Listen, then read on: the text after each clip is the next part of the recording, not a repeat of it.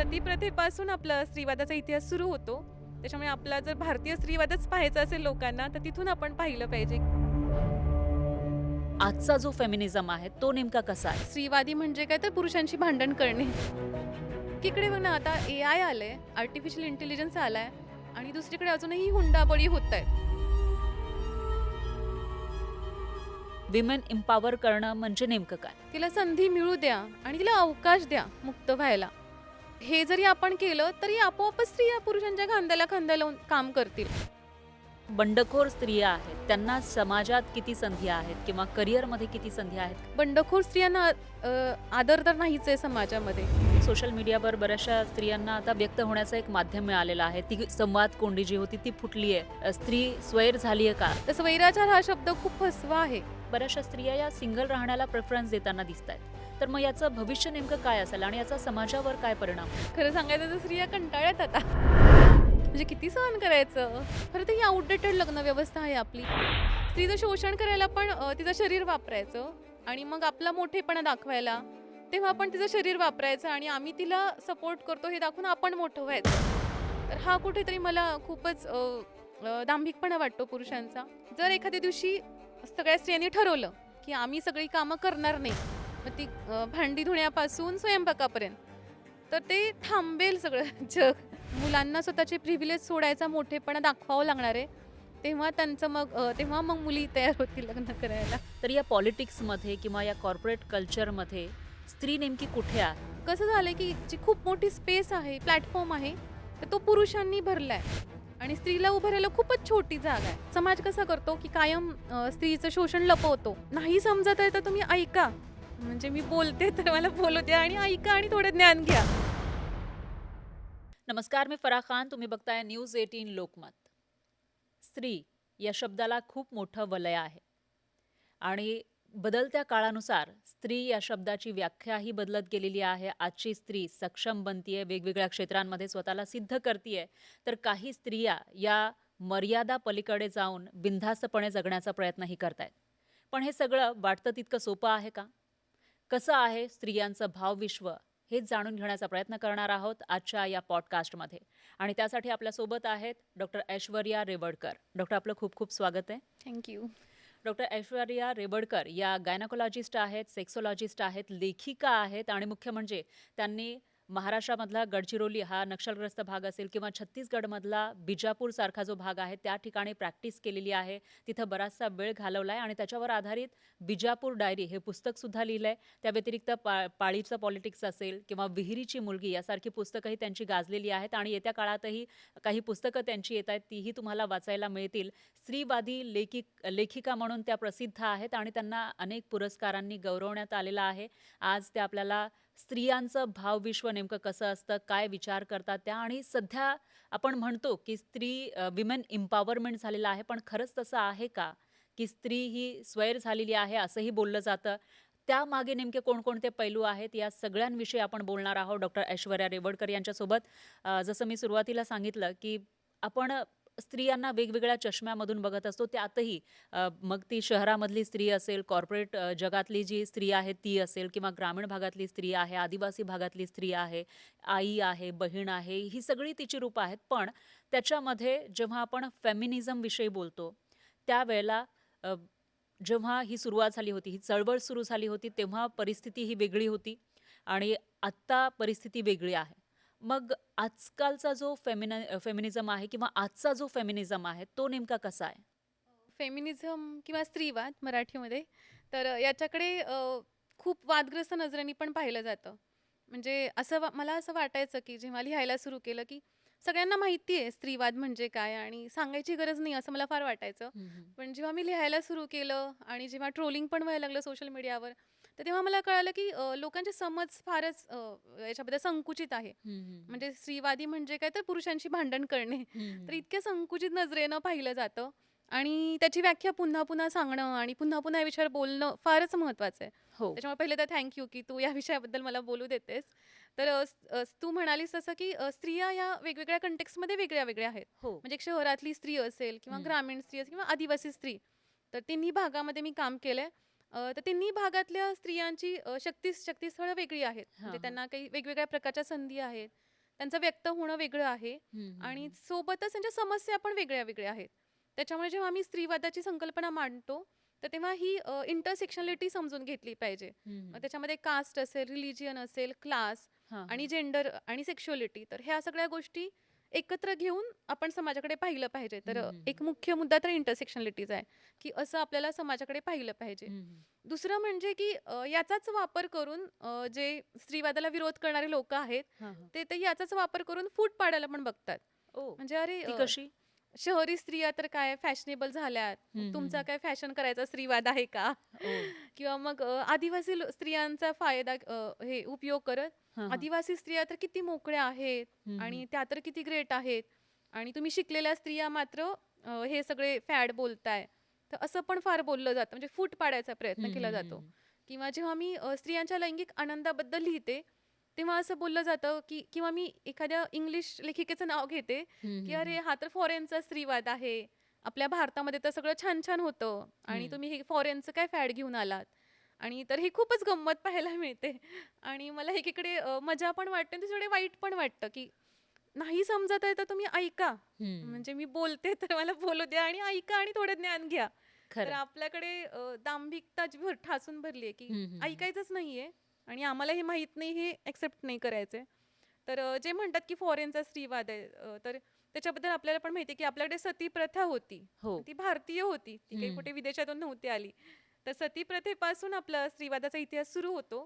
त्याच्यामुळे आपला जर भारतीय स्त्रीवादच पाहायचा असेल लोकांना तर तिथून आपण पाहिलं पाहिजे की 19व्या शतकात हे होतं आणि त्याच्या विरोधात बरंच विरोध झाला, तेव्हा हळूहळू सती प्रथा बंद झाली. त्याच्यानंतर आपल्याकडे स्त्रियांना शिक्षणाचा अधिकार नव्हता आणि मग सावित्रीबाई फुले आणि ज्योतिबा फुले यांचा संघर्ष तर आपल्याला माहिती आहे की त्यांनी किती मोठा संघर्ष करून स्त्रियांना तो हक्क मिळवून दिला.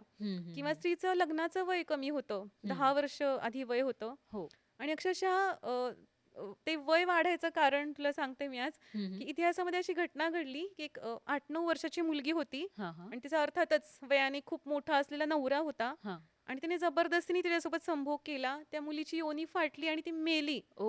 ही जेव्हा घटना घडली तेव्हा स्त्रियांनी मोर्चे काढले, आंदोलन केलं, तेव्हा ते 10चं वय 12 झालं आणि हे सगळं जेव्हा होत होतं तेव्हा त्याला सगळे पुरुष तेव्हाचे विरोध करत होते की स्त्रिया बिघडत चालल्यात, स्त्रिया तर वाया चालल्यात आणि शिक्षण आला तर शिक्षण जेव्हा येईल तेव्हा तर स्त्रिया समाज बुडवतील. तर हे त्या काळात पण होत होतं आणि आज पण आपल्याला आजच्या काळात पण ते पाहायला मिळतं की स्त्रिया तर जास्तच मॉडर्न होत चालल्यात आणि हे होत चालल्यात. त्याच्यामुळे स्त्रियांच्या संघर्षाला हा खूप मोठा इतिहास आहे, स्त्रीवादाला खूप मोठा इतिहास आहे. तर जेव्हा आपण स्त्रीवाद म्हणतो तर तो हा इतिहास समजून घेत आपण जर पाहिलं तर आपल्याला तो समजेल आणि मग आपल्याला त्याचं महत्व पण समजेल. मग आज कुठे आहे स्त्रीवाद? म्हणजे आजचे जे स्त्रीवादी विचार आहेत त्याच्यामध्ये मग कोणते कशा पद्धतीनं विकास करायचा आहे किंवा कोणती परिस्थिती आहे जी बदलायची आहे? नाही, खूप छान विचारलंस तू हे. अगदीच बरोबर आहे की आपण मागच्या म्हणजे काळापासून खूप पुढे आलोय, आपल्याला अनेक अधिकार मिळालेत आणि जेव्हा आंबेडकरांनी बाबासाहेब आंबेडकरांनी कॉन्स्टिट्यूशन लिहिली तेव्हा स्त्रियांना अनेक अधिकार दिले की जसं हिंदू कोड बिल आणलं, परत मातृत्व रजा आहे ती आंबेडकरांनी आणली, असे खूप अधिकार मिळाले. पण अजून खूप मोठा रस्ता बाकी आहे. आणि मग असे आपण बोलत होतो की अनेक कायदे आहेत किंवा धर्मामध्ये पण वेगवेगळ्या प्रकारे स्त्रीला रिस्पेक्ट दिलाय. परंतु आपली जी मानसिकता आहे समाजाची तर ती बदलणं फार महत्वाचं आहे आणि ते मला कुठेतरी जाणवतं की मानसिकता अजून नाही फार बदललेली. म्हणजे बरेच हक्क कायदा आला म्हणून द्यावे लागले स्त्रीला किंवा आता समाज पुढे चाललाय, गरज म्हणून मुलीला शिक्षण मिळते बऱ्याच ठिकाणी की किंवा अनेक ठिकाणी आर्थिक उत्पन्नाची गरज असते म्हणून तिला नोकरी करायची परमिशन दिली जाते. परंतु नोकरी करणारी बाई जेव्हा घरात येते तिचा दिवसभराची नोकरी संपून तेव्हा तिचं कुटुंब तिला कशा प्रकारे वागवतं, तर हे जेव्हा आपण मुळात जाऊन पाहतो आणि जी जेंडर लेन्स किंवा लिंगभेद समजून घेत मला वाटतं आपण आपल्याकडे पाहिलं पाहिजे, आपल्या कुटुंबाकडे आणि आपल्या आपण जिथे नोकरी करतो त्या ठिकाणी. तर जेव्हा आपण तसं पाहू तेव्हा आपल्याला कळतं की अजून खूप मोठा रस्ता बाकी आहे. म्हणजे एकीकडे बघ ना, आता AI आलंय, आर्टिफिशियल इंटेलिजन्स आलाय आणि दुसरीकडे अजूनही हुंडाबळी होत आहेत, म्हणजे हुंड्याचा छळ होऊन बायका सुसाईड करतायत. तर किती मोठी दरी आहे ही. म्हणजे एकीकडे आपण इतके मॉडर्न बनलोय आणि दुसरीकडे अजूनही आपली मानसिकता तशीच पुरुषसत्ताक आहे. तर बरोबर. खूप मोठा रस्ता अजून पण बाकी आहे. हं, हं. म्हणजे अजूनही काम करण्याची गरज आहे असं प्रचंड. म्हणता येईल. प्रगती करण्याची गरज आहे. अगदीच. याच्यामध्ये आणखी एक महत्त्वाचा प्रश्न, की आता समानतेचा अधिकार संविधानानं दिलेला आहे. महिला-पुरुष सगळे समान आहे असं सांगितलेलं आहे. पण त्याचबरोबर विमेन एम्पॉवरमेंटची गरज आहे आपण असं नेहमी ऐकत असतो. तर आजची जी स्त्री आहे, मग त्याच्यामध्ये आपण आपल्या आजूबाजूला स्त्रिया बघितल्या तर त्या खूप फॉरवर्ड झालेल्या आहेत, पुढे गेलेल्या आहेत. पण त्याच वेळेला ग्रामीण भागामध्ये गेलो किंवा दुसरीकडे गेलो, की तिकडे कदाचित एम्पॉवरमेंटची जी व्याख्या आहे ती बदलू शकते. मग अशामध्ये विमेन एम्पॉवरमेंट अंतर्गत नेमकं काय करायला पाहिजे आणि विमेन एम्पॉवर करणं म्हणजे नेमकं काय? तुझ्या प्रश्नाचं 2-3 भागात उत्तर द्यायला आवडेल हां. मला. पहिली गोष्ट तर मला वुमेन एम्पॉवरमेंट ह्या हं. शब्दाचा खूप राग येतो. म्हणजे एम्पॉवरमेंट म्हणजे काय तर सक्षम करणे. हो. आणि मला म्हणायचं की स्त्री सक्षम आहे. हं. ती जेव्हा जन्माला येते, तेव्हा पुरुष आणि स्त्री आता मी डॉक्टर आहे, तर बायोलॉजी जवळ-जवळ सेम आहे. हं. फक्त त्यांचे प्रजननाचे अवयव वेगळे आहेत. तेवढा एक भाग सोडला, तर बाकी स्त्री आणि पुरुषाचं शरीर सेम आहे. पुरुषाला जशी बुद्धी असते, मेंदू हं, हं. असतो, ते स्त्रीला पण आहे. पुरुषाकडे स्नायू आहेत काम करायला, ते स्त्रीकडे पण स्नायू आहेत. हं. तर तसा बायोलॉजिकली डिफरन्स नाहीये स्त्री आणि पुरुषामध्ये. तर जशी सिमोन द बहुवार म्हणते, की स्त्री ही घडवली जाते. म्हणजे आपोआप जशी ती मुलगी असेल, तर आपोआप आपण तिला एक नाजूक होण्याचं प्रशिक्षण देतो हं, किंवा हं. सुंदर झालं पाहिजे स्त्रीने, शालीन असलं पाहिजे. तर अशा प्रकारे तिला पहिले आपण कमजोर बनवतो म्हणजे हं. कारण तू मुलगी आहे तर तू मैदानी खेळ नाही खेळायचे, तू घरात बसलं पाहिजे. पाळी आल्यानंतर तर बंधनं फार वाढतात. हं, हं. मग आधी तिला म्हणजे तिचे जे पंख आहे ते छाटून टाकायचे हं. आणि नंतर म्हणायचं की आता आम्ही ह्या स्त्रियांना सक्षम करतो. तर मला ही कुठेतरी दांभिकता वाटते समाजाची. हं, हं. आहे स्त्रीकडे सामर्थ्य, तुम्ही तिला उमलू द्या, तिला स्वातंत्र्य द्या, तिला शिक्षण द्या, तिला संधी मिळू द्या आणि हं, तिला हं. अवकाश द्या मुक्त व्हायला. हं. तर हे जरी आपण केलं तरी आपोआपच स्त्रिया पुरुषांच्या खांद्याला खांदा लावून काम करतील. म्हणजे आपण पाहतोच की आता तू आहे, मी आहे. हं. कितीतरी स्त्रिया आहेत आजकाल किती छान धडाडीने काम करतायत. हो. मग आणि ग्रामीण भागात मग काय गंमत पाहायला मिळते, हं. की सक्षमीकरणाच्या नावाखाली छोटे-छोटे उपक्रम करतात. काय तर पापड बनवा किंवा गृहउद्योग. ते पण महत्त्वाचे आहेत. मी अगदी सन्मानपूर्वक त्या उद्योगांचं नाव घेते आणि त्या महिला खूप चांगल्या आहेत. मी बिलकुलच म्हणत नाही. पण कुठेतरी मी पाहते, की योजना आहेत त्या तितक्याच लिमिटेड राहतात. हं. म्हणजे अक्षर छोटे-छोटे काहीतरी फंडिंग द्यायचे. त्यांना छोटंच काहीतरी करू द्यायचं आणि मग त्याचं खूप मोठं श्रेय लाटायचं, हं, की हं, हं. बघा, की कशा आम्ही मोठं स्त्रियांना सक्षम केलं. हं. आणि म्हणजे स्त्रीचं शोषण करायला पण तिचं शरीर वापरायचं हं, आणि हं. मग आपला मोठेपणा दाखवायला तेव्हा आपण तिचं शरीर वापरायचं आणि आम्ही तिला सपोर्ट करतो हे दाखवून आपण मोठं व्हायचं. हं. तर हा कुठेतरी मला खूपच दांभिकपणा वाटतो पुरुषांचा. तर हे सगळं करण्यापेक्षा तिला हवं ते तिला विचारा तिला कुठला उद्योग करायचा आहे, तिला कुठलं शिक्षण घ्यायचंय. तर हं. ते सगळं दिलं पाहिजे आणि दुसरं आणखीन एक तू प्रश्नामध्ये म्हणाली, की स्वैर होते म्हणजे स्त्री हां, हां. आणि Instagram आपण पाहतो हो, तेव्हा हो. मॉडर्न मुली दिसतात आपल्याला. हं, हं. परंतु ते प्रातिनिधिक चित्र नाहीये समाजाचं. हं, हं, तो हं. काहीतरी एक छोटं पर्सेंटेज आहे, की ज्या हां. मुली आपल्याला वाटतात, की मॉडर्न झाल्यात. हां, त्याच्याविषयी आपल्याला बोलायचं आहे. पण आता तुम्ही एक उल्लेख केला तो म्हणजे शक्तीस्थळांचा. ग्रामीण भागातील स्त्री असेल किंवा शहरी भागातली स्त्री हं. यांची जी शक्तीस्थळं आहेत ती नेमकी कोणती आहेत? किंवा कशा पद्धतीनं त्याचा उपयोग करून स्त्रिया पुढे जाऊ शकतात? म्हणजे बघ ना, की स्त्रिया एक सस्टेनेबल असतात. हं, हं. म्हणजे असं म्हणतात, की स्त्रिया विघातक कृत्य नाही करत जास्त. हां, म्हणजे जसा शेतीचा शोध स्त्रीने लावलाय. हां, तर स्त्री नेहमी पोषण करायला पाहते. आता का पाहते? कारण प्रजनन स्त्रीकडे आहे. तर हां, ती हां. मूल जन्माला घालते. तेव्हा मुलाचं नरिशमेंट व्हावं म्हणून ती कम्युनिटीला म्हणजे समाजाला बांधून ठेवते. हं, हं, हं. पोषण करते ती आणि हां. ती एकमेकांना सोबत घेऊन पुढे जायला पाहते. हं, हं. तर अशा काही स्त्रीच्या ज्या क्वालिटीज आहेत, तर ती चांगली लीडर होऊ शकते. हां. म्हणजे आपण पाहतो की अनेक देशामध्ये स्त्रिया पंतप्रधान आहेत हं. आणि त्यांनी खूप चांगल्या योजना राबवल्या आहेत. किंवा जे रोजची जी कामं आहेत हं, म्हणजे हं, हं, हं. समाजातली, जसं की घर साफ करण्यापासून स्वयंपाक हे, तर म्हणजे भारतामध्ये तरी मेजॉरिटी स्त्रिया करतायत. हां. तर एका स्त्रीवादी पुस्तकामध्ये खूप छान लिहिलं होतं, की जर एखाद्या दिवशी सगळ्या स्त्रियांनी ठरवलं, हं, की आम्ही सगळी कामं करणार नाही. हं. मग ती भांडी धुण्यापासून स्वयंपाकापर्यंत. हां. तर ते थांबेल सगळं जग. कारण जर पुरुषाला नोकरीसाठी घराबाहेर पडायचं असेल, तर हां. त्याचे कपडे कोणीतरी धुवावे लागतात. त्याला पोटात काहीतरी खाऊ घालावं लागतं. त्याची सगळी काळजी घ्यावी लागते. हं, हं, तर हं. असं खूप जे दिसत नाही काम, म्हणजे हां. ज्या कामाला व्हॅल्यू नाही, ज्याला खूप कमी पैसे आहेत आणि जे आपण कमी पैसे देणारं काम आहे, हां. सगळं त्या स्त्रिया किंवा ते ओढून अनपेड नेतायत. वर्क. Unpaid work. हां. सगळं स्त्रिया ओढून नेतायत काळजी घेण्यापासून. तर हा जो न दिसणारा भाग आहे ते सामर्थ्य आहे. हम्म. फक्त त्यांचं सामर्थ्य वेगळ्या ठिकाणी वापरलं जातंय. खरं. तर मला हे म्हणायचं की स्त्री समर्थ आहेच. हो.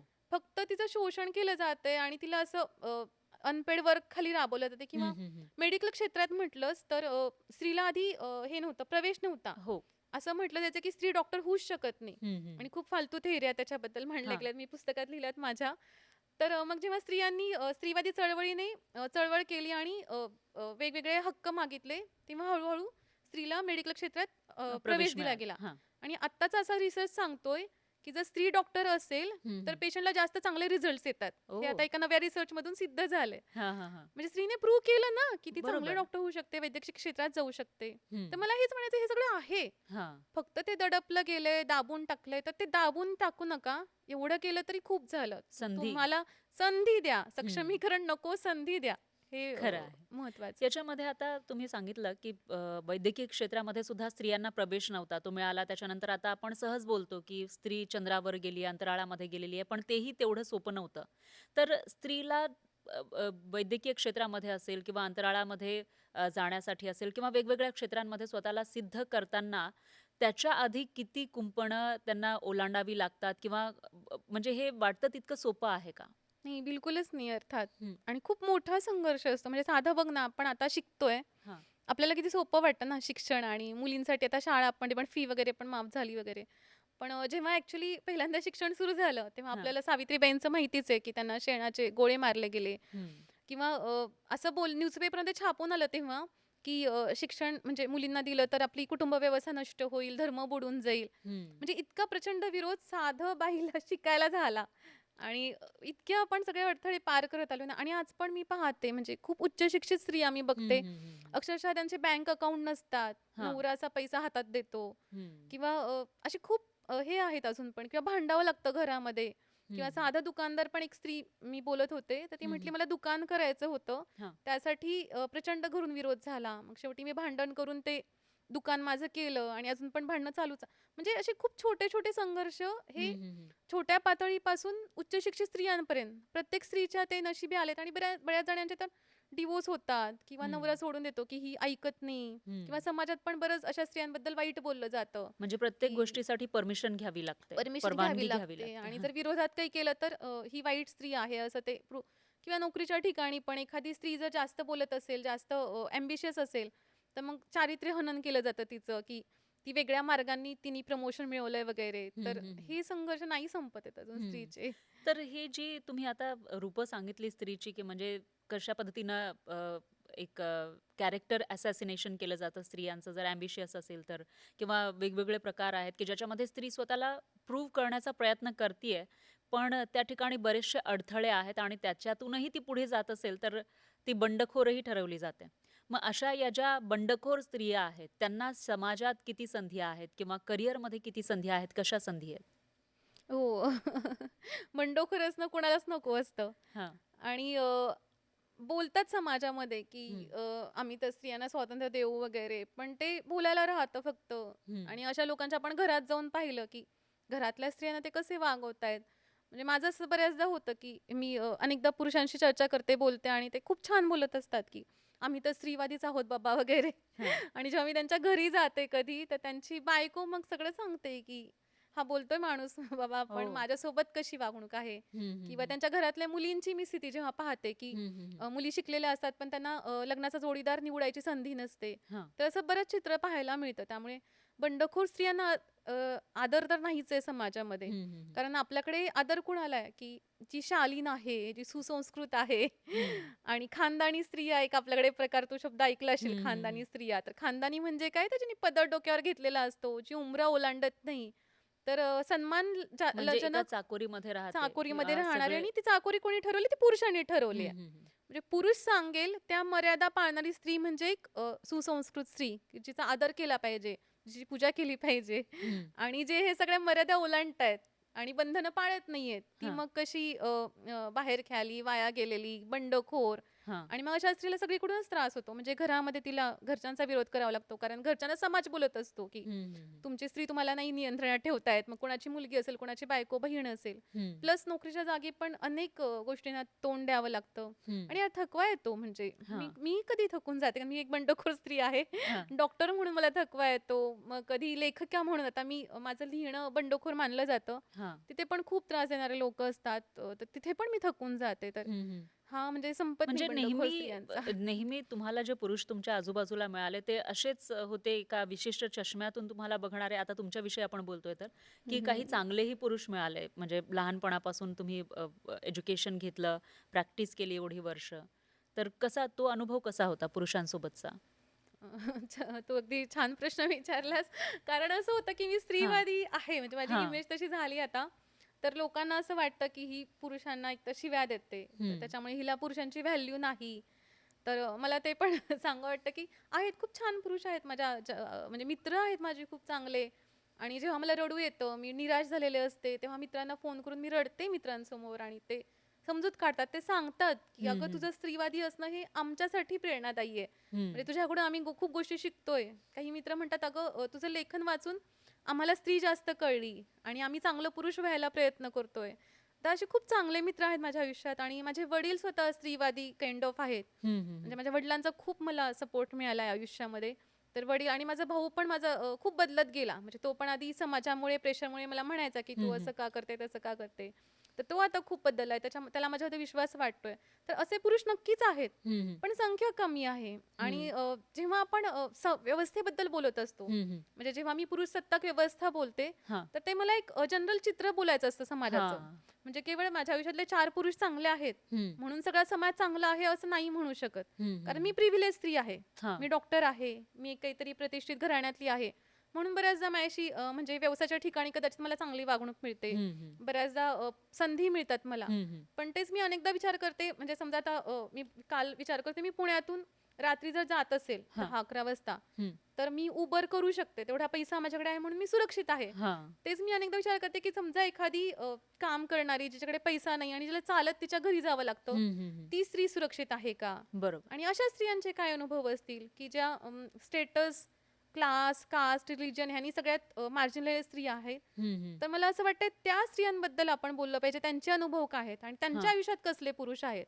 हां. तर मला वाटतंय जेव्हा आपण पूर्ण समाजाचं चित्र पाहतो तेव्हा नक्कीच पुरुषसत्ताकता आहे. हं, हं. त्यामुळे केवळ काही पुरुष चांगले आहेत म्हणून मग पुरुषसत्ताकतेबद्दल बोलायचं नाही. हं, हे हं. कुठेतरी आपलं समाजाचं फार चुकतं. हं. पण त्याच्यामध्येच आणखी एक गोष्ट ती म्हणजे सोशल मीडियाचा उल्लेख तुम्ही मघाशी केला. हां. तर त्यानुसार असं आपण बघतो की सोशल मीडियावर बऱ्याचशा स्त्रियांना आता व्यक्त होण्याचं एक माध्यम मिळालेलं आहे. ती संवाद कोंडी जी होती ती फुटली आहे.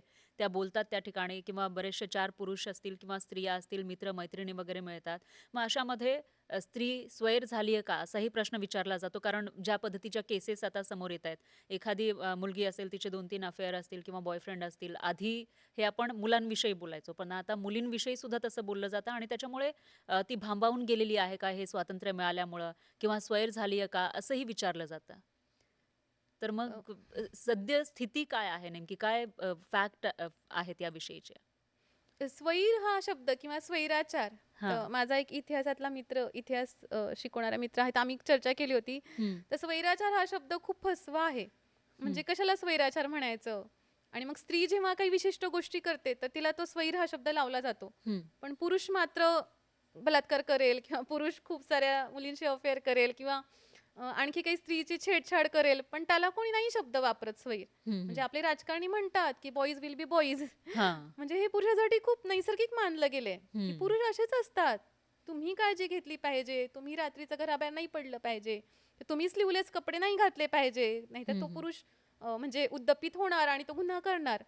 त्याच्यामुळे स्वैर हा शब्द स्त्रीसाठी वापरला जाणं हीच पहिली तर आपलं खूप मोठी दांभिकता आहे, की आपण तो वापरतोय शब्द. हं, हं. एवढंच होतंय, की संधी मिळतेय, ते अवकाश मिळतो, ते स्त्री व्यक्त होतीये. हं. आणि आपल्या संस्कृतीने ते इतकं ठसवलंय, की एकाच माणसाच्या प्रेमात पडायचं, जो मूर्खपणा आहे. म्हणजे आपण तरुण असतो तेव्हा आपल्याला अक्कल नसते, आपल्याला कोणीतरी आवडतं. आपण थोडे मॅच्युअर होतो तेव्हा आवड बदलते हम्म, किंवा एखाद्या व्यक्तीचा स्वभाव आपल्याला पटला आणि तर आपण त्या व्यक्तीला सोडून आपण दुसऱ्या व्यक्तीच्या प्रेमात पडतो. ही हम्म, इतकी नैसर्गिक गोष्ट आहे. हा, किंवा ॲट अ टाइम 2-3 मुलांशी बोलून मग एखादी मुलगी डिसिजन घेऊ शकते, की हा ह्याच्यातला जो मॅच्युअर आहे, हम्म, त्याच्याशी मी लग्न करेल. हम्म, म्हणजे हे इतकं नैसर्गिक असतं, पण समाज त्याचा इतकं इश्यू करतो, की नाही स्त्री आता मोकळ्याच सुटल्या, त्यांना तर लाजच नाही, हिला तर आधी दुसरा बॉयफ्रेंड होता.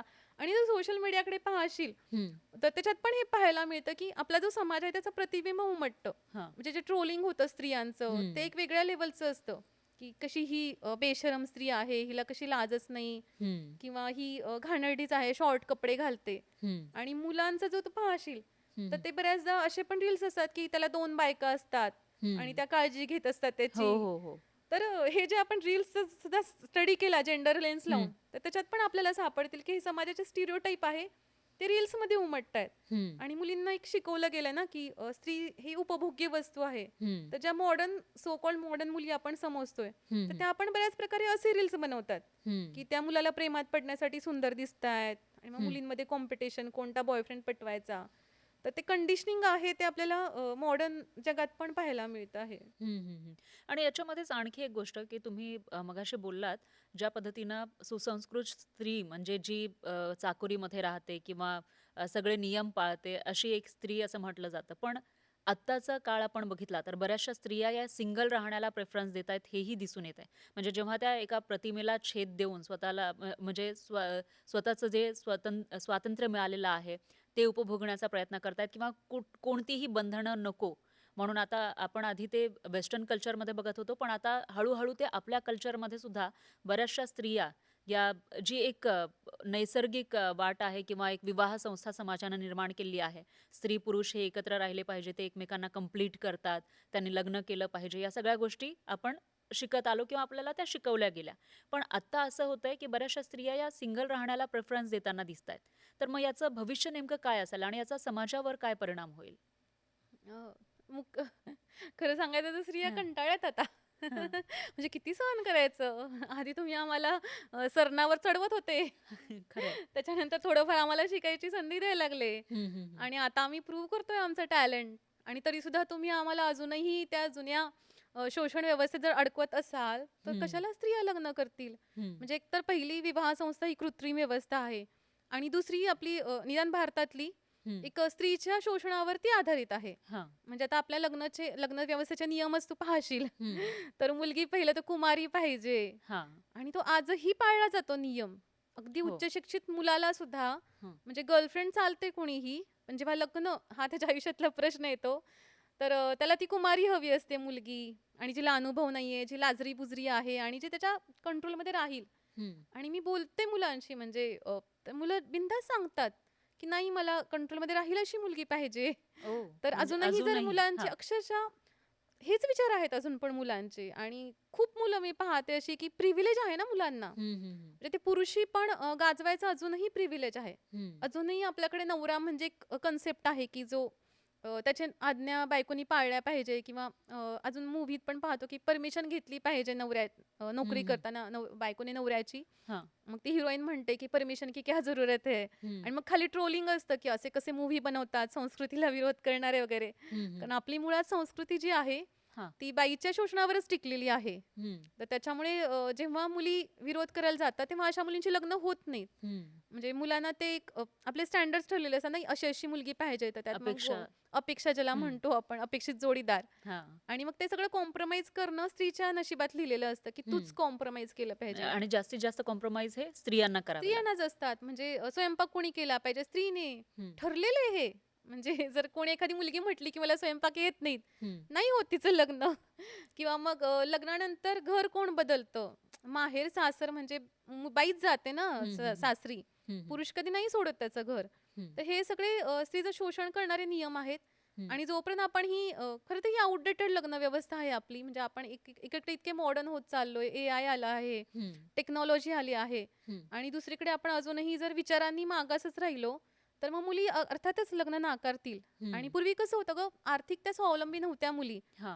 तर त्यांच्यासाठी ती जीवन पद्धतच होती, लग्न केलं तरच तुमचं आयुष्य काहीतरी होईल. आणि एक प्रेशर असायचं, प्रेशर सोशल होतं प्रेशर. ते, हा. हां. आणि दुसरा पर्याय नसायचा. ज्या मुली शिकलेल्या नाही त्यांना लग्न करण्याशिवाय पर्याय नव्हता. हम्म. मग आता ज्या मुली शिकल्या आहे, त्यांना आर्थिक स्वावलंबन आलंय. त्यांच्याकडे हम्म. एकीकडे पर्याय आहे की शोषक लग्न व्यवस्थेत जा, हम्म. नाहीतर स्वतंत्र राहतात ते स्वतंत्रच राहतील. बरोबर. तर मुलांना हे बदलावं लागणार आहे कुठेतरी. तर हम्म. मुलांना स्वतःचे प्रिव्हिलेज सोडायचा मोठेपणा दाखवावं लागणार आहे. हम्म. तेव्हा मग मुली तयार होतील लग्न म्हणजे करायला. एक चांगला जोडीदार त्यांना मिळू शकेल, चांगली अर्थात, जोडीदार त्यांना मिळू शकेल असं अर्थात. म्हणता येईल. आणि याच्यामध्ये आणखी एक महत्वाची गोष्ट, आता स्त्रिया ती एक बरीचशी कुंपणं ओलांडून कामावर जात आहेत. कॉर्पोरेट कल्चरमध्ये सुद्धा त्या काम करतायत, जो एक वेगळा वर्क कल्चर आहे. अशात ज्या ठिकाणी काम करतात स्त्रिया, तिथं पॉलिटिक्स सुद्धा असतं एक वेगळ्या प्रकारचं. तर या पॉलिटिक्समध्ये किंवा या कॉर्पोरेट कल्चरमध्ये स्त्री नेमकी कुठे आहे? आणि जे एक पॉलिटिकल शहाणपण, राजकीय शहाणपण म्हणतात, ते तिच्याकडे किती आहे? एकतर स्त्री खूप उशिरा या सगळ्यात येतेय. हम्म. आणि जे सत्ता केंद्र असतात, म्हणजे जास्तीत जास्त सत्ता पुरुषांच्या हातात एकटवली आहे. आणि ज्या काही स्त्रिया आपल्याला थोड्याफार अधिकारी बनलेल्या दिसतात, हम्म. त्या पण मग त्या पुरुषी मनोवृत्तीनेच काम करताना दिसतात. कारण त्यांनी तेच पाहिलंय की हम्म. पुरुष कसा काम करतो, पुरुष अधिकारी. त्यामुळे त्या आपण म्हणजे बऱ्याचदा आपण हे पाहतो की एखादी अधिकारी स्त्री बॉसच त्रास देत असते खालच्या हाताखालच्या स्त्रीला. हम्म. कारण त्या शेवटी पुरुषांकडूनच शिकतात की सत्ता कशी मिळवायची, मग कशी मेंटेन करायची. हम्म. आणि एकतर कसं झालंय की जी खूप मोठी स्पेस आहे, हा. हा. प्लॅटफॉर्म आहे, तर तो पुरुषांनी भरलाय. आणि स्त्रीला उभं राहायला खूपच छोटी जागा आहे. म्हणजे हम्म. खूपच कमी स्त्रियांना जाईल. आणि कॉम्पिटिशन तर भरपूर आहे ना, म्हणजे अनेक स्त्री आता शिकतायत, अनेक हम्म. स्त्रियांना बाहेर आर्थिक स्वावलंबन पाहिजे. हम्म. तर त्याच्यामुळे हे कॉम्पिटिशन डेंजर आहे. म्हणजे जे हम्म. आपण बऱ्याचदा म्हणतो की स्त्री जेलसी करतात एकमेकींची. हम्म. का जेलसी करतात? कारण यार जागाच कमी आहे ना. हम्म. तर एक तर ती जागा वाढवली पाहिजे. हम्म. मग हळूहळू जशा स्त्रिया अनुभव घेतील, त्यांना प्लॅटफॉर्म मिळेल, त्यांना बोलायला आवाज मिळेल, तेव्हा आपोआपच ते शहाणपण येईल त्यांना. हम्म. आता कसं झालंय, हे ते स्पर्धेला तोंड देताच म्हणजे एकतर नोकरीच्या जागेची स्पर्धा हम्म. प्लस घरातली स्पर्धा, यातच त्यांचा जीव जातोय ना. ते हम्म. शहाणपण यायला त्यांना आधी श्वास घ्यायला तरी मोकळेपणा मिळाला पाहिजे. हम्म. दुसरी अशी गोष्ट, लैंगिक शोषण हा एक खूप मोठा इश्यू आहे आपल्या हम्म. समाजामध्ये. आणि तर त्याच्याबद्दल बोलायची जागा नाहीये. म्हणजे एखाद्या स्त्रीचं लैंगिक शोषण झालं तर तिचीच बदनामी होते. हम्म. म्हणजे आपल्याकडे अजूनही ते कल्चर आहे की जिचं शोषण झालंय, एक तर तिच्यावर डाऊट घेतला जातो खरंच झालंय का नाही. हम्म. आणि दुसरीकडे तिची म्हणजे तिच्याबद्दल वाईट बोललं जातं, जसं काही तिचं काहीतरी कमी झालंय, तिची इज्जत गेली. हम्म. आणि जो शोषक असतो त्याचं मात्र फार काही नुकसान होताना आपल्याला दिसत नाही. हम्म. बरेच लोक त्याला सपोर्ट करतात, नाही नाही तो खूप चांगला माणूस आहे, लैंगिक शोषण केलं म्हणून काय दुर्लक्ष करा, पण हम्म. बाकी तर तो हम्म. माणूस किंवा किती हिची चांगला आहे. चूक असेल. हा, हिनी आधी त्याला भुलवलं असेल प्रमोशनसाठी, हिनीच मोहात पाडलं असेल. हम्म. तर हे अजून पण भयंकर आहे आपल्याकडे. आणि जी पॉश कमिटी किंवा आणखीन लैंगिक शोषणाविरुद्धची कमिटी असते, विशाखा कमिटी हम्म. म्हणतो, ती तर बऱ्याच ठिकाणी अस्तित्वातच नसते. हम्म. आणि काही ठिकाणी फक्त कागदोपत्री असते. जर कोणी कंप्लेंट घेऊनच आली स्त्री, तर तिला मिटवायला सांगितलं जातं, गप्प केलं जातं, किंवा मग हळूहळू तिला त्रास दिला जातो. मग ती बिचारी आपोआपच तिची कंप्लेंट मागे घेते. तर जोपर्यंत स्त्री सुरक्षितच नाहीये तिच्या हम्म. कामाच्या ठिकाणी, तर तोपर्यंत ती अधिकार कसे मागेल, किंवा हम्म. ती कसं काय तिचं शहाणपण दाखवेल. म्हणजे बऱ्याचदा सगळं कळत असतं या स्त्रियांना. म्हणजे हम्म. माझ्यासोबत पण घडलंय. हा. मला कळत असतं, हा समोर बसलेले म्हणजे मीटिंग असे, एखादा पुरुष खूप मूर्खासारखा बडबड करतोय दिसत असतं आणि हम्म. डोक्यात जातं, राग येतो. हम्म. परंतु तिथे तुम्हाला गप्पच बसावं लागतं, कारण ती पॉवर त्या पुरुषाच्या हातात असते. आणि तुम्ही जर बोलले तर एकतर खूप सारे पुरुष मिळून तुम्हाला एकटं पाडतात. म्हणजे ह्याचा अनुभव तू पण काही ठिकाणी घेतला असशील, की बरोबर तुम्हाला मग एकटं पाडलं जातं आणि तुमची इमेज बनवली जाते, ही तर भांडकुदळच आहे, ही तर अशीच करते. असे मला स्वतःला अनुभव आलेत, की मी हम्म. एका ठिकाणी कंप्लेंट केली होती चुकीच्या गोष्टीबद्दल. तर मला जाणून बुजून मग हे केलं गेलं की ही तक्रार करणारी आहे, आणि मग मला तिथून नंतर काढून टाकलं गेलं. असं माझ्यासोबत झालंय. ओ. मग हे सगळं तर घडतंय, म्हणजे हम्म. आपल्याला अजून जागा टिकवायलाच आपली संघर्ष चालू आहे. झगडावं लागतं. झगडावं लागतं एक तर तिथं पोहोचायला, आणि हम्म. पोहोचल्यावर तिथं टिकून राहायला हम्म. खूप मोठी आपली शक्ती खर्च होते. हम्म. आणि मग अशी म्हटलं तसं, मग काही स्त्रिया तिथं टिकून राहण्यासाठी पुरुषी वागायला लागतात. मग हम्म. ते आपल्या हाताखालच्या स्त्रियांना त्रास द्यायला लागतात. तर हे गंभीर चित्र आहे. तर ह्याच्यावर हम्म, काम व्हायला एक तर ती पॉवर डिवाइड झाली पाहिजे. हम्म, म्हणजे हम्म, खूप साऱ्या स्त्रिया आणि बाकीचे जेंडर पण जेव्हा सत्ता केंद्रात येतील, हम्म. तेव्हा कदाचित हळू ते सुरक्षित वातावरण तयार ते व्हायला चित्र लागेल. बदलू शकेल. चित्र बदलू शकेल. याच्यामध्येच आता तुमचं एक पुस्तक आहे पाळीचं पॉलिटिक्स. जेव्हा आपण आरोग्याविषयी बोलतो त्यावेळेला पाळी हा एक महत्त्वाचा भाग असतो स्त्रीच्या आयुष्याचा. आणि त्याच्यामध्ये बऱ्याचशा वेळेला असं होतं, की पाळीमध्ये कधी काम व्यवस्थित होत नाही असं म्हटलं जातं किंवा ते जे 1-2 दिवस, 3 दिवस त्रास होतो त्याचा परिणाम होतो किंवा मातृत्व जेव्हा एखाद्या स्त्रीला येतं त्यावेळेला सुट्टी द्यावी लागते म्हणून प्रायव्हेट क्षेत्रामध्ये बऱ्याचशा ठिकाणी जी मॅरिड विमेन आहे तिला प्रेफरन्स दिला जात नाही. अशाही बऱ्याचशा केसेस समोर येत असतात. तर मग हे जे पाळीचं पॉलिटिक्स आहे किंवा पाळी आहे, त्या कॉन्टेक्स्टमध्ये आपल्याला बोलायचं झालं तर नेहमी तिला तू कमजोर आहे हेच दाखवण्याचा प्रयत्न झालाय आधीपासून आणि आता सुद्धा तो होतोय असं म्हणता येईल का?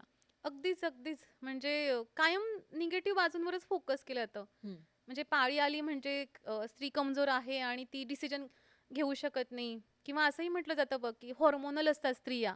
अरे, पुरुषांमध्ये पण हॉर्मोन आहे. हं, हं, हं, म्हणजे स्त्रीमध्ये इस्ट्रोजन, प्रोजेस्टेरॉन आहे, तसं पुरुषात टेस्टोस्टेरॉन आहे. हं, आणि स्त्रीचे हॉर्मोन जसे अपडाऊन होतात, हं, तसे पुरुषाचे पण अपडाऊन होतात. पुरुषात पण मूड चेंजेस असतात. हं, पण आपण हे कधीही बोलत नाही. जसा स्त्रीमध्ये मेनोपॉज असतो, पुरुषांमध्ये एंड्रोपॉज असतो. हं, म्हणजे पुरुषामध्ये पण तसा बाईसारखा मेनोपॉज येतो. पण आपल्याकडे बिलकुल ते बोललं जात नाही. कारण पुरुष आपल्याला कायम समर्थ, हं, तो हं, तर आयुष्यभर परफेक्टच आहे. असं हे दाखवायची आपल्याला सवय आहे ना, की पुरुषाची एक सकारात्मक इमेज हं, आणि स्त्रीकडे कायम अरे, आता पिरियड्स आले म्हणजे ही तर 4 दिवस झोपूनच राहील बाबा, ही हं, तर कमीच काम करणार, तर नकोच बाबा असं किंवा मातृत्व रजा भेटते म्हणजे ह्या तर स्त्रिया फायदा लुटायला बसल्यात. असा एक अशी एक आपल्याकडे खूप नकारात्मकता जोडली गेली हं, आहे. हं, हं, आणि मी पण मध्ये नोकरीसाठी इंटरव्ह्यू देत होते. तर मला विचारलं जायचं, की "तुम्ही लग्न करणार आहात का?" हं, मला असं जायचं, की यार माझ्या कामाचा आणि लग्नाचा काय संबंध? तुम्ही कसा काय जोडू शकता? हं, हं, तर कायम हे स्त्रीच्या शरीराशी तिच्या काम करण्याच्या क्षमतेला जे कंपेअर केलं जातं, हं, तुलना हं, केली हे हं, खूपच चुकीचं आहे. तर हं. हे जेंडर लेन्समधून पाहता आलं पाहिजे, की आपण हे कसा भेदभाव करतोय. हं. पण याच्यामध्ये हे जे मूड स्विंग्स आहेत किंवा जो पाळीच्या काळामध्ये बदल स्वभावामध्ये एक दिसतो महिलांच्या किंवा रजोनिवृत्ती असेल त्यावेळेला मोनोपॉजच्या वेळेला सुद्धा काही बदल दिसतात. तर ते प्रत्येक स्त्रीला त्याला सामोरं जावं लागतं की काही वेळेला सायकोसोमॅटिक बिहेवियर सुद्धा आपल्याला दिसतो? हो, प्रत्येक स्त्रीमध्ये हे वेगळं-वेगळं असतं. तू अगदी हां. बरोबर म्हणतेस. प्रत्येक स्त्रीमध्ये हे होईलच असं नाही. हं. काही स्त्रियांमध्ये काहीच त्रास होणार नाही. म्हणजे अनेकदा काही स्त्रिया पाळी असताना पण स्विमिंग करतात, ट्रेकिंग करतात. मी स्वतः हं, हं. रनिंग करते पाळी असताना पण, जिमला जाते. तर एकीकडे हे पण असतं, की तुम्ही जर कायम स्त्रीला सांगितलं, की तुला पाळी आली आहे तर झोपून राहा. हं. तर भले ती सक्षम असेल, हं, पण हं. तरीसुद्धा ती डॉक्टरचं म्हणजे ऐकून झोपून राहील. सायकॉलॉजिकली ती वीक हां, फील करते. एक्झॅक्टली. हां. सायकॉलॉजिकली तुम्ही तिची इच्छाशक्ती कमी करून टाकली. हां. आपोआपच तिला वाटेल, की हो माझ्यात किती कमजोरी आहे. तर हे एक टोक झालं. दुसरं हे एक टोक आहे, की काहींना ॲक्चुअल त्रास होतो. हं, हं, हं. म्हणजे एंडोमेट्रिओसिस हा एक आजार आहे. भयंकर पेन होतं स्त्रीला आणि तिला झोपूनच राहावं लागतं. अजून त्याच्यावर चांगली औषधं पण नाहीत आपल्याकडे. हं, हं. रिसर्च पण नाही झाला त्या आजारावर जास्त. तर असे पण एक दुसरं टोक आहे आणि ह्या हं, टोकाच्यामध्ये खूप साऱ्या स्त्रिया आहेत, हं, की काहींना कमी त्रास होईल, काहींना जास्त होईल, काहींना गोळी घेऊन बरं वाटेल, हं. काहींना मग त्या आराम करावा लागेल. हां. बऱ्याचशा वेळेला जो काळ असतो, त्यावेळेला तुम्ही तुमचे जे सेन्सेस आहेत, ते जास्त काम करतात का? हाही प्रश्न मला पडतो. तुमचे सेन्सेस जास्त ॲक्टिव्ह होतात का त्या काळामध्ये? हाही प्रश्न पडतो. की ऐकण्याची क्षमता असेल किंवा वास घेण्याची जे सेन्सेस आपले एक ह्युमन बीइंग म्हणून काम करतात, ते त्या काळामध्ये असं वाटतं की ते जास्त ॲक्टिव्ह आहेत का? हा प्रश्न पडतो मला. ॲक्चुअली हे रिसर्चमध्ये पण प्रूव्ह झालंय, अच्छा. की मासिक पाळीच्या काळात ती जास्त संवेदनशील होते. संवेदनशील not in the sense of emotional. हं, हं. तिचे सेन्सेस जास्त काम करतात. अच्छा. आणि वास घेण्याच्या क्षमतेवर प्रॉपर स्टडी झालाय, हं, की हं, तिच्या हं. नाकाच्या क्षमता वाढते आणि तिला जास्त वास व्यवस्थित कळतात. हां, हां, हां. आणि याच्यावर खूप मोठं लिहिलं पण गेलंय, की ह्या क्षमतेबद्दल कोणीच बोलत नाही, की हं, ती हं, हं. जास्त कार्यक्षम झालीये आणि तिचे सेन्सेस स्ट्राँग झालेत. ते बरोबर झाकलं जातं. म्हणजे हं, हं. रिसर्च झालाय, पण तो रिसर्च बाजूला केला आणि अच्छा. जास्त पुढे आणलं जातं, की वीक झाली आणि त्रासच होतोय आणि हे ते. हं, हं, तर हं. मला खरंच छान वाटलं, की तू ऑब्झर्व्ह केलं स्वतःबद्दल हं, आणि हे प्रत्येक स्त्रीने केलं पाहिजे ना, की हं. आपलं शरीर ऑब्झर्व्ह केलं पाहिजे, की सोसायटी काय सांगते त्याच्याकडे दुर्लक्ष करून आपलं शरीर आपणच ऑब्झर्व्ह करून आपण शोधली पाहिजे त्याच्यातली सामर्थ्य स्थळं. हं. तर आय एम रिअली हॅपी तू हे थँक यू, शोधलंस. Thank you so much. आणि मला असं वाटतं, की पाळी म्हणजे मग महिलांसाठी एक कमी किंवा कमजोरी नाही, तर ती एक शक्ती आहे महिलांसाठी असंही एक्झॅक्टली. आपल्याला म्हणता येईल. आता शेवटचा 1-2 मिनिटं आपल्याकडे आहे. त्याच्यामध्ये तुमच्या पुस्तकांविषयी किंवा आगामी जे पुस्तक आहे येणारं, त्याच्याविषयी आपण बोलूयात. बेसिकली हे पुस्तक नेमकं कशावर असेल आणि काय असेल? माझं लिखाण मेनली हं, जेंडर लेन्स लावून मी लिहिते. हं, आणि मी जेव्हा माझी नायिका स्त्री असते, तर मी त्याचं शरीर जाणीवपूर्वक माझा डिसिजन होता, की त्याचं शरीर आणेल मी आणि लैंगिकता व्यक्त करेल.